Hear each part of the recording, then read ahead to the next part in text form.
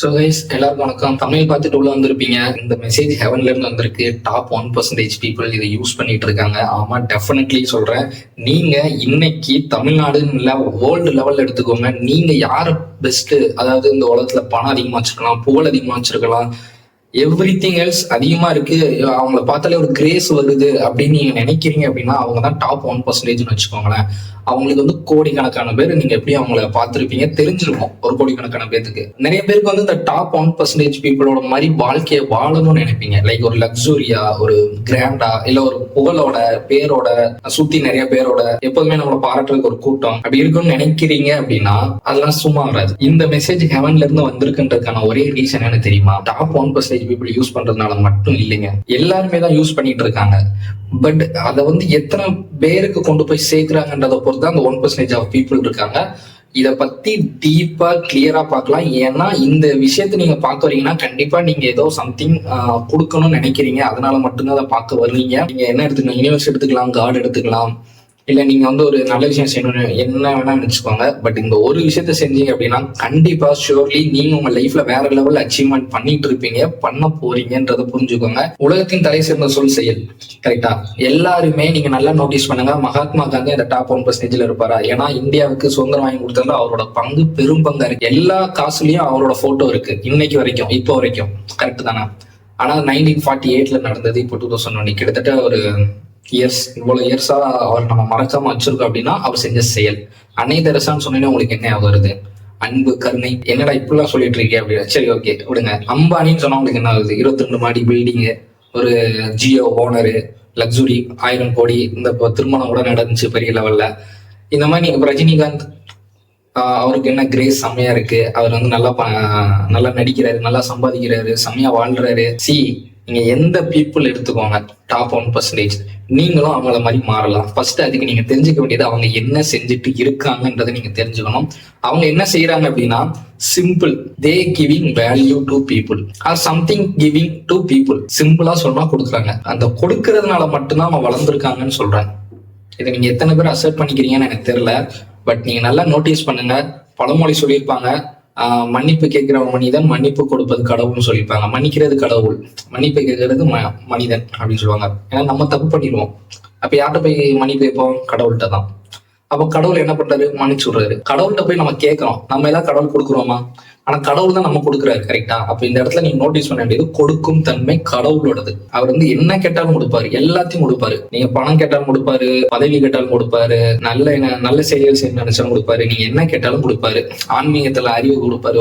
எல்லாம் அவரு தான் கொடுக்குறாருன்ற புரிதலோட நீங்க கேட்டீங்கன்னா மட்டும்தான். இது நியூட்டன்ஸோட தேர்ட் லா. எந்த ஒரு விளைவுக்கும் எதிரி விளைவுன்னு ஒண்ணு இருக்கு. அதே மாதிரிதான் யூனிவர்ஸ்.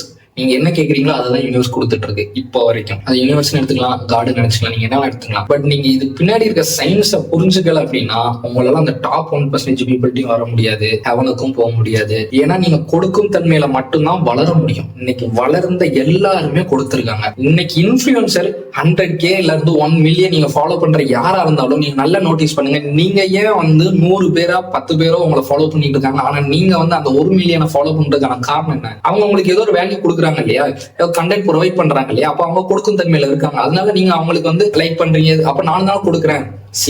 நீங்க லைக்க ஒருத்தருக்கு தான் கொடுக்குறீங்க, நீங்க கமெண்ட் ஒருத்தருக்கு தான் பண்றீங்க. ஆனா அவங்க போடுற அந்த ஒரு வீடியோ லட்சக்கணக்கான பேருக்கு யூஸ்ஃபுல்லா இருக்கு, கோடிக்கணக்கான பேருக்கு யூஸ்ஃபுல்லா இருக்கலாம். அதுதான் கான்செப்ட். நீங்க ரஜினிகாந்த் எடுத்துக்கோங்க, அவர் படம் நடிச்சாருன்னா சரி செம்மையா நடிச்சிருக்காருன்னு ஒருத்தர் சொல்றாங்களா, 10 பேர் சொல்றாங்களா, இல்ல லட்சக்கணக்கான பேர் சொல்றாங்களா? அம்பானி ஜியோ வந்து ஒருத்தருக்கு யூஸ் ஆகுதா, 2 பேருக்கு யூஸ் ஆகுதா, லட்சம் பேருக்கு யூஸ் ஆகுதா, கோடி பேருக்கு யூஸ் ஆகுதா? கிறிஸ்டியானோ ரொனால்டோ அவர் விளையாடுறது எந்த நாட்டுக்காக, பட் அவரோட கிரேஸ் எப்படி எல்லா பேருக்கும் தெரிஞ்சது? அவர் என்னமோ கொடுக்குறாரு, அது என்ன கொடுக்குறாரு நீங்க உணர்ந்திருக்கீங்களா? லைக் உங்களுக்குள்ள இருக்கிற அந்த சம்திங், ஐயோ செம்ம ஏதோ ஒரு கிரேஸ் நீங்க ஃபீல் ஆகுறீங்களா அவங்க கிட்ட இருந்து? இப்ப விஜய் இருந்து ஒன்னு எடுப்பீங்க, அஜித் சார் இருந்து ஒன்னு எடுப்பீங்க, ஆக்டர்ஸ் இருந்து ஒவ்வொன்னு எடுக்கிறோம்னா அவங்களோட நடிப்பு திறமை, அவங்க அதாவது நீங்க ஸ்கிரீன்ல பார்க்கும்போது நீங்க அவங்கள பாக்குறத விட நீங்க அங்க இருந்தா எப்படி இருக்கும் அப்படின்னு பார்த்துட்டு அதுல அவங்களோட அட்டாச் ஆயிடுவீங்க. ஆனா அவங்க கொடுக்கறது நடிப்பு திறமை, அவங்க தெரிஞ்ச ஒரு விஷயத்த அவங்க கொடுத்துட்டு இருக்காங்க. அது ஒருத்தருக்கு 2 பேர் கொடுக்க லட்சம் கோடி பேர் கொடுக்கறவங்கள மட்டும் தான் அவங்க வளர்ந்துட்டு இருக்காங்க. இது சினிமா துறையாகட்டும், இன்ஃபுளுசர் ஆகட்டும், இல்ல பிசினஸ் ஆகட்டும், ஆன்மீகம் ஆகட்டும், எந்த ஃபீல்டு வேணா எடுத்துக்கோங்க, எல்லா ஃபீல்ட்லயும் கொடுக்குறவங்க மட்டும்தான் வளர்ந்துட்டே இருப்பாங்க. ஏன்னா அது ஒரு கடவுள் தன்மை. இதை நீங்க உணர்ந்தே ஆகணும். லைஃப்ல ரொம்ப இம்பார்ட்டன்டான விஷயம், இதுக்கு பின்னாடி இருக்க சயின்ஸ். ஏன்னா இந்த வீடியோல நான் பேசுற எல்லா கான்செப்டும் ஒரே விஷயத்துல தான் இருக்கும், கொடுக்கணும். யூடியூப் எடுத்துக்கோங்களேன், இன்னைக்கு மதன் கௌரி நல்லா சம்பாதிக்காரு. இருக்கிறதுலே யூடியூபர்ஸ் சிங்கிள் யூடியூபரா வந்து வளர்ந்துருக்காரு அப்படின்னா மதன் கௌரி. 8 மில்லியன் தாண்டி போயிட்டு இருக்காப்ல. 9 மில்லியன் சீக்கிரம் அச்சீவ் பண்ணிடுவார்னு நினைக்கிறேன், வாழ்த்துக்கள். ஆனா அவருமே கொடுக்குறாரு. என்ன கொடுக்குறாரு? டெய்லி அப்டேட்ஸ் கொடுக்குறாரு. அது எத்தனையோ பேருக்கு பயனுள்ளதா இருக்கு. நீங்க போய் பாருங்க, மினிமம் 5 லட்சம் பேர் 10 லட்சம் பேர் ஒரு நாளைக்கு ஒரு வீடியோ பாக்குறாங்க. சில கண்டென்ட் 1 மில்லியன் வியூஸ் போகுது. 10 லட்சம் பேருக்கு பயனுள்ளதாகவே இருக்குது அப்படின்னா, பயனுள்ளதா தெரிஞ்சுக்கணும்னு நினைக்கிற ஒரு விஷயத்த ஒருத்தர் கொடுத்துட்டு இருக்காரு, அவர் எடுத்து கொடுக்குறாரு. ஓகேவா? இங்க மெயினா நீங்க கொடுக்கும் தன்மைக்கு வந்துட்டீங்க அப்படின்னாலும் நீங்க வளர்ந்துருங்க. இப்பதான் உங்களுக்கு ஒரு கேள்வி வரும், கொடுக்கணும். ஓகே, இப்போ நான் என்ன கொடுக்கறது? ரெண்டாவது, நீங்க உங்ககிட்ட இருக்கிறத மட்டும்தான் கொடுக்க முடியும். இல்லைன்னா அதை வளர்த்துட்டு அதை கொடுக்க முடியும். அது எப்படி? இப்போ உங்ககிட்ட ஒரு திறமை இருக்கு. லைக் வந்து நீங்க ஒரு ஈஸியா டேஸ்ட்டை வந்து அப்சர்வ் பண்ணீங்க. உங்களுக்கு டேஸ்ட் வந்து தெரிஞ்சிடும், நல்லா இருக்கு, இது நல்லா இல்லைன்னு தெரிஞ்சிடும். அப்போ நீங்க ஒரு கடையில போய் சாப்பிடுறீங்க, சாப்பிட்டுட்டு அந்த விஷயம், அந்த சாப்பாடு இந்த கடையில் நல்லா இருக்கு. இதுதான் பாத்தீங்கன்னா இர்ஃபான் வியூஸ் வந்து செஞ்சுட்டு இருந்தார் ஸ்டார்டிங்ல. அதனாலதான் அவருடைய வளர்ச்சி வந்துச்சு. இங்க வந்து நீங்க நல்லா நோட்டீஸ் பண்ணணும், கொடுக்கறத வந்து தொடர்ந்து கொடுத்துட்டு இருக்கவங்க தான் வளர்றாங்க. ஒரு நாள் 2 நாள் கொடுத்துட்டு ஒருத்தவங்க ஒரு நாள் வீடியோ போடுவாங்க, நானும் கொடுத்துட்டேன்னு சொன்னாங்கன்னா அது கிடையாது. அது மூலியமா வேல்யூ இருந்துச்சுன்னா கண்டிப்பா அந்த வீடியோ ஹிட் ஆயிருக்கும். இங்க நான் நாட்டை போய் வீடியோவை பத்தி மட்டும் பேசலன்றதை மட்டும் நீங்க புரிஞ்சுக்கோங்க. திரும்ப திரும்ப சொல்றேன், உங்களுக்கு தெரிஞ்ச நிறைய விஷயத்த நீங்க கொடுக்கலாம். உங்களால முடிஞ்சா, இப்போ நீங்க உழைச்சிட்டு இருக்கீங்க இல்லையா, உங்க உழைப்பை வந்து கம்பெனி கொடுக்குறீங்க, அதுல கிடைக்கிற வருமானத்தை எடுத்து உங்க குடும்பத்துக்கு கொடுக்குறீங்க. நீங்களும் கொடுக்குற தன்மையில தான் இருக்கீங்க. ஆனா நீங்க எத்தனை பேர் கொடுக்குறீங்கன்றதா இருக்கு. உங்க உழைப்பை ஒரே ஒரு கம்பெனிக்கு கொடுக்குறீங்க, உங்களுடைய பணத்தை உங்க 4 பேர் ஃபேமிலி மட்டும்தான் கொடுக்குறீங்க. இதை தாண்டி நீங்க கொடுத்தா மட்டும்தான் உங்களால வளர முடியும். அதுக்காக தான் பார்ட் டைம் ஜாப் பண்ணுங்க, இல்ல பிசினஸ் பண்ணுங்கன்னு சொல்றாங்க. பிசினஸ் பண்ணா வளர்ந்துடலாம்னு சொல்றதுக்கான ஒரே காரணம் தான் கொடுக்கும் தன்மை. ஆனா நிறைய பேர் என்ன நினைக்கிறீங்க, பணம் எடுக்கலாம்னு பிசினஸ் பண்றாங்க. அதுதான் இங்க இருக்கிற பெரிய தப்பு. என்னைக்கு நான் வந்து பீப்புளுக்கு வேல்யூ கொடுக்கணும், நான் பீப்புளுக்கு தேவையான ஒரு பொருளை கொடுக்கணும்னு நினைச்சு மட்டும் கொடுங்க, நீங்க கண்டிப்பா வளருவீங்க. ஏன்னா கொடுக்கும் தன்மை இருக்கு, தேவை இருக்கு, தேவையை பூர்த்தி பண்றீங்க. ஒண்ணும் இல்ல, பசியில இருக்கவனுக்கு உணவு கொடுக்குறீங்கன்னா பசி ஆத்துறீங்க, அது எவ்வளவு பெரிய புண்ணியம். அது உங்களுக்கு தெரியும்ல, ஒருத்தரோட பசி ஆத்துறது புண்ணியம்ட்டு. பட் அது அந்த விஷயம் வந்து ஆன்மீகத்துக்கு பெரிய ஹெல்ப் பண்ணும். அதே மாதிரி உங்க லைஃபுக்கு அது ஹெல்ப் பண்ணும். நீங்க என்ன விஷயம் கொடுத்தாலும் அது உங்களுக்கு வருங்க. அதான் நியூட்டன்ஸ் தேர்லா சொல்லுது, யூனிவர்ஸ் சொல்லுது, கடவுளும் அதான் சொல்றது. நீங்க கொடுக்க ஆரம்பிச்சா நீங்க கடவுள் தன்மை, நீங்க கடவுளாவே ஆயிருவீங்க. அதான் கொடுப்பவனிடம் இறைவனைப்பான்னு சொல்லுவாங்க. நிறைய விஷயங்கள் இருக்கு. செய்யும் தொழிலே தெய்வம் சும்மா சொல்லுங்க.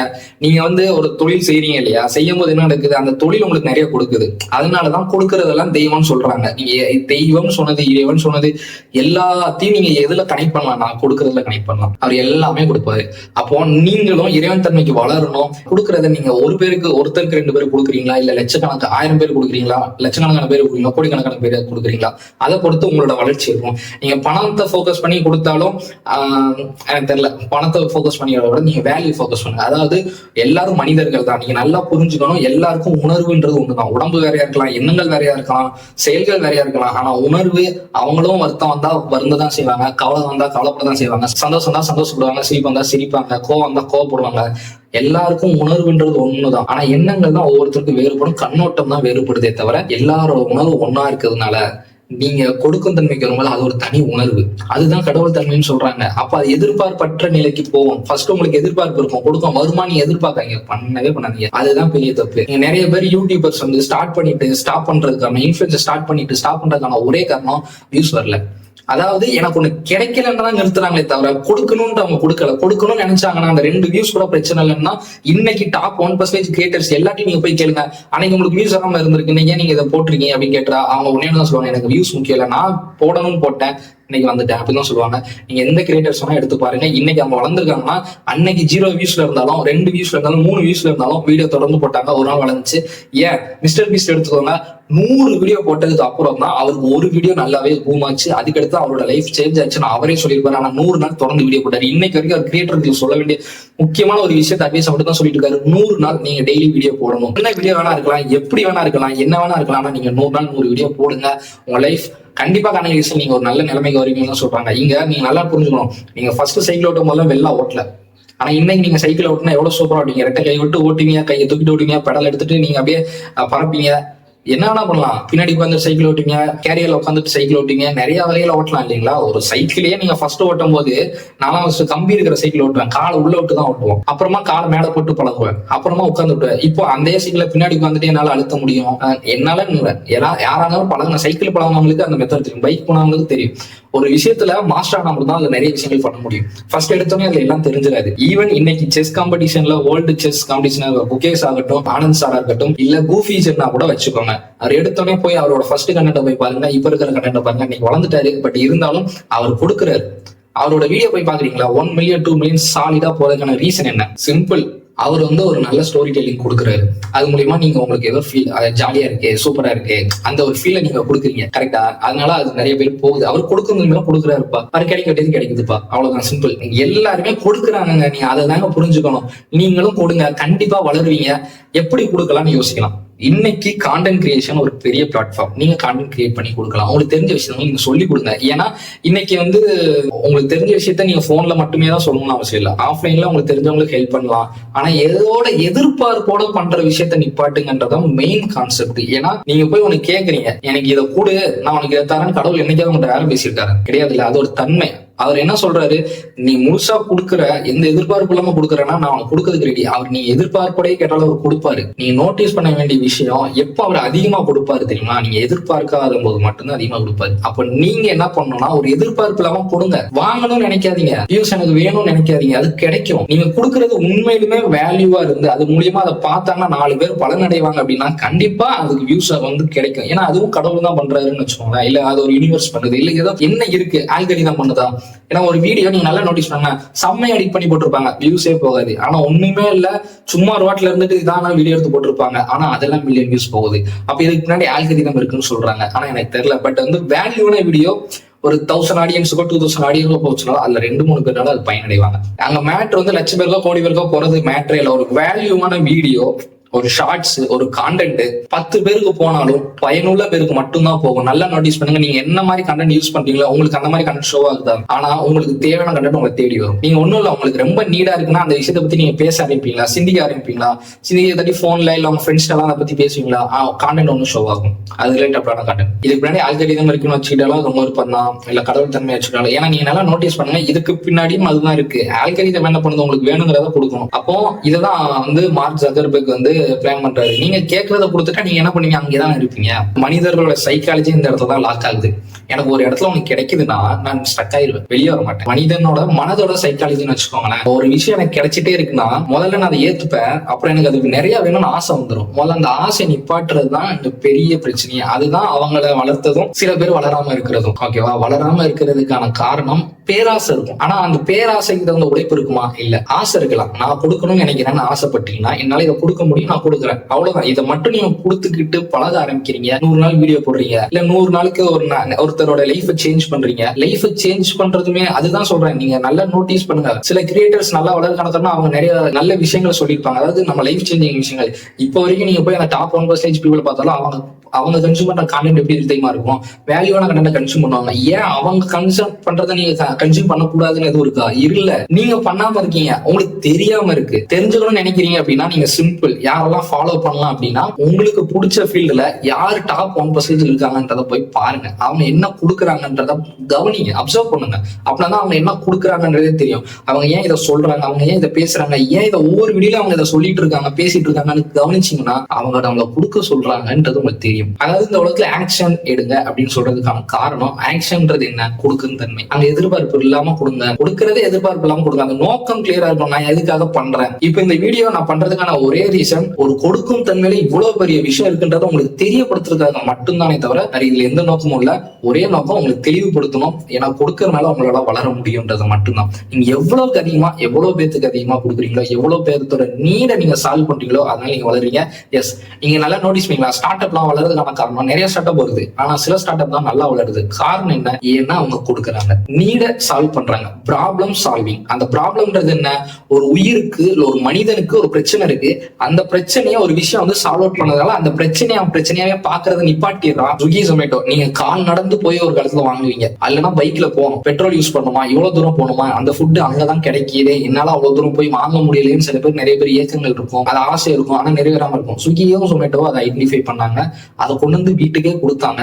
அது ஒரு ப்ராப்ளம் சால்விங். இதை நிறைய பேர் என்ன சோம்பேறித்தனம், மக்களை சோம்பேறி ஆக்குறாங்கன்னு நினைக்கிறாங்க. நெவர். மக்களோட தேவை நிவர்த்தி செய்யறாங்க. எல்லாருமே அந்த மாதிரி சொல்லிட முடியாது இல்லையா? நீங்க நல்லா நோட்டீஸ் பண்ணீங்கன்னா நிறைய ஸ்டார்ட் அப்ஸ் நிறைய இருக்கு. எல்லாமே பாத்தீங்கன்னா மக்களோட நீடை சால்வ் பண்றதை மட்டும்தான். நீடை சால்வ் பண்ணாலே நீங்க கண்டிப்பா வளருவீங்க. ஒரு பீப்புளோட நீடு. இப்போ கூட உங்களோட நீடு என்னவா இருக்கலாம்னா இதான் வளரணும், இதான் கொடுக்கணும்னு இருக்கலாம். ஸோ அதனால கூட இந்த வீடியோ உங்க ஷோவா இருக்கலாம். இப்போ வரைக்கும் நீங்க பாத்துறீங்க அப்படின்னா கண்டிப்பா சொல்றேன், உங்களுக்குள்ள கொடுக்கும் தன்மை, நீங்க என்ன கொடுக்கணும் எப்படி கொடுக்கணும்னு தெரியாம இருக்கீங்க, இந்த சேனலை ஃபாலோ பண்ணிக்கோங்க. இது லிட்டரா நிறைய விஷயம் நாங்க சொல்ல போறோம். ஒவ்வொரு விஷயமும் பிஎஸ்ன்னு சொல்லுவாங்கல்ல, பிஹைண்ட் தி ஸ்கிரீன் மாதிரி இந்த கொடுக்கறதுக்கு பின்னாடி இருக்கிற அந்த விஷயங்கள் எல்லாத்தையும் உங்களுக்கு கொடுக்க போறோம். அது தெரிஞ்சுக்கிட்டீங்க அப்படின்னா you become unstoppable top 1% people. இந்த மெசேஜ் ஹெவன்ல இருந்து வந்திருக்கு. கண்டிப்பா சொல்றேன், இந்த விஷயம் நீங்க எத்தனை பேருக்கு கொடுக்குறீங்கன்றது இம்பார்ட்டன்ட். இவ்வளவு தூரம் நீங்க பாத்திருக்கீங்க அப்படின்னா கொடுக்கும் தன்மையில இருக்கீங்க. இந்த வீடியோவை கண்டிப்பா நீங்க உங்களுடைய வாட்ஸ்அப்லயோ ஃபேஸ்புக்லயோ எதுலயாவது ஷேர் பண்ணுங்க. ஏன்னா நீங்க கொடுக்குறீங்க. இந்த கொடுக்கும் தன்மையை மத்தவங்களுக்கு உணர்த்துறதும் கொடுக்கறதுதான். எதிர்பார்ப்பு இல்லாம பண்ணுங்க. எல்லாரும் நல்லா இருக்கணும்ன்ற நோக்கத்துக்காக பண்ணுங்க. கண்டிப்பா உங்களுக்கு நல்லதுதான் நடக்கும். நல்லதே செய்யுங்க, நல்லதே நடக்கும். ஆக்ஷன் எடுங்க, கொடுக்க பாருங்க. அவங்க கிட்ட இருக்க விஷயம் எதுவா இருந்தாலும் கொடுங்க. கான்டென்ட் கிரியேஷன்ல கொடுங்க, செயல்ல கொடுங்க. இல்ல உழைப்பா கொடுக்க முடியும்னா காலையில ஒரு வேலைக்கு போங்க, ஈவினிங் ஒரு வேலைக்கு போங்க. மொத்தத்துல கொடுங்க. நீங்க கன்சியூம் பண்ணிட்டு சும்மாவே உட்காந்துட்டு இருந்தீங்கன்னா வளர முடியாது. என்னைக்கு நீங்க கொடுக்க ஆரம்பிங்களா அன்னைக்கு நீங்க வளர்ந்துருவீங்க. So thank you so much. Next வீடியோல பார்க்கலாம்.